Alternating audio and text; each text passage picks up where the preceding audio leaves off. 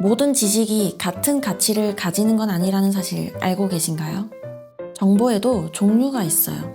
이미 아는 내용을 반복해서 보여주는 정보가 있고 내 생각과 능력을 실제로 넓혀주는 정보가 있습니다. 익숙한 정보는 편합니다.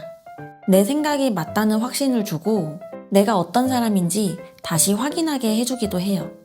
하지만 정작 내가 할 수 있는 일은 거의 늘지 않을 수 있습니다. 반대로 새로운 관점이나 도구를 주는 정보는 처음에는 조금 불편할 수 있어요. 대신 세상을 보는 방식이 달라지고 판단이 바뀌고 선택할 수 있는 범위도 넓어집니다.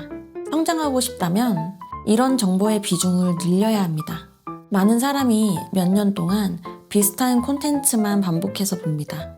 늘 비슷한 주장, 익숙한 역사 이야기, 반복되는 정치 논쟁, 비슷한 문화 갈등. 뉴스를 보면서도 매번 비슷한 감정만 되풀이합니다. 하지만 반복해서 본다고 해서 배운 것은 아닙니다. 연구 자체가 목적이 아니라 내 삶을 더 나아지게 만드는 것이 목적이라면 정보를 접한 뒤 실제로 남는 것이 있어야 합니다. 말을 더 잘하게 됐는지, 비즈니스를 더 잘 이해하게 됐는지, 판단이 조금 더 정확해졌는지, 건강이나 관계, 수입에 실제로 활용할 수 있는 것이 생겼는지, 아무것도 달라지지 않았다면 배운 것이 아니라 익숙한 정보를 계속 소비한 것일 수도 있습니다. 뉴스도 마찬가지예요. 모든 헤드라인을 매일 따라갈 필요는 없습니다.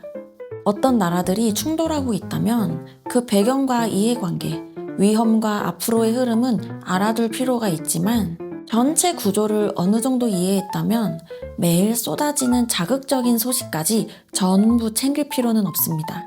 시끄럽다고 해서 모두 중요한 것은 아니니까요. 세상을 외면하자는 얘기가 아닙니다. 내 관심을 어디에 쓸지 기준을 세우자는 얘기예요. 재미있고 자극적인 정보보다 내 판단력과 실력, 가치와 선택지를 넓혀주는 정보에 더 많은 시간을 써야 합니다. 내가 반복해서 보는 정보는 머릿속에만 남지 않습니다. 생각하는 방식이 되고 결국 살아가는 방식이 됩니다.